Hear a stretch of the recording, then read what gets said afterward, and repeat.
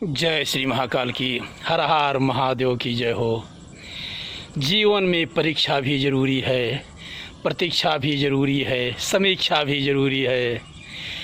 तो परीक्षा संसार की होनी चाहिए, अर्थात जो लोग आपके साथ हैं उनके बारे में जानना ज़रूरी है कि कौन किस तरह का, किस अवसर पर आपके ज़रूरत पर काम आएगा और आप उस व्यक्ति के किस अवसर पर कितना ज़रूरतमंद साबित हो सकते हैं, कितना लाभ दे सकते हैं। ये संसार की परीक्षा हुई और प्रतीक्षा ईश्वर की करनी चाहिए कि जो ईश्वर हमें जीवन प्रदान किए हैं, निश्चित तौर पे वो विषम परिस्थितियों में हर समय, हर पल, हर क्षण मेरे साथ होंगे।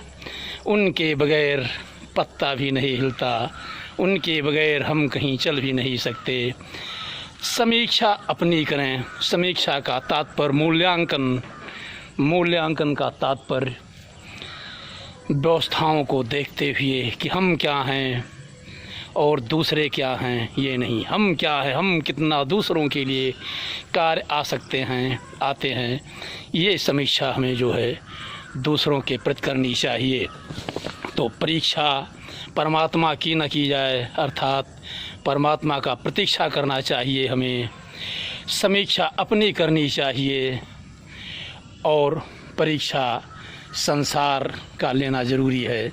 नहीं लोगे तो जीवन में भूल और चूक, धोखा सब कुछ होगा। इसलिए परीक्षा भी ज़रूरी है, प्रतीक्षा भी ज़रूरी है और स्वतः अंतर्मन की समीक्षा भी ज़रूरी है। इसी तरह से जीवन के बहुत से ऐसे पहलू हैं जिन्हें हमें आपको निरंतर जीते हुए ध्यान देना है।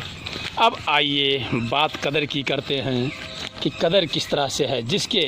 जिसकी हम कदर करते हैं उसके पास वक्त नहीं है, जिसको हम वक्त देते हैं वो कदर नहीं करता। तो व्यक्ति के जीवन में वक्त अर्थात समय, कदर का तात्पर्य सम्मान से है, इज्जत से है, प्रतिष्ठा से है।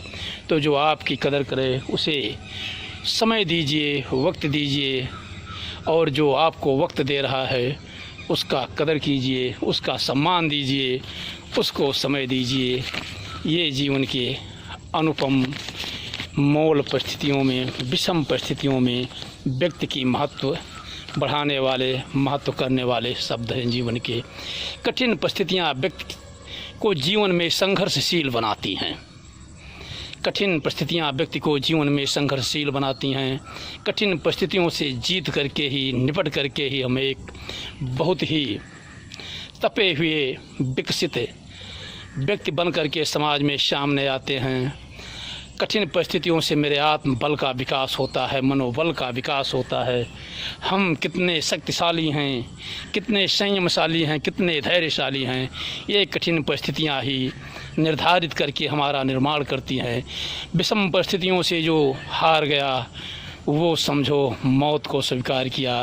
विषम परिस्थितियों से जो जीत गया वही विजेता है। वह निरंतर कष्टों को झेलते हुए आगे बढ़ता रहेगा। ज़िंदगी संग्राम है, लड़ना इसे पड़ेगा। जो लड़ नहीं सकेगा वो आगे नहीं बढ़ेगा। बस मित्रों, इसी के साथ हीन भावनाओं को दूर रख करके विषम परिस्थितियों से लड़ने का जज्बा रखते हुए आगे बढ़ने की ज़रूरत है। जय हो भोलेनाथ की, जय हिंद, जय भारत।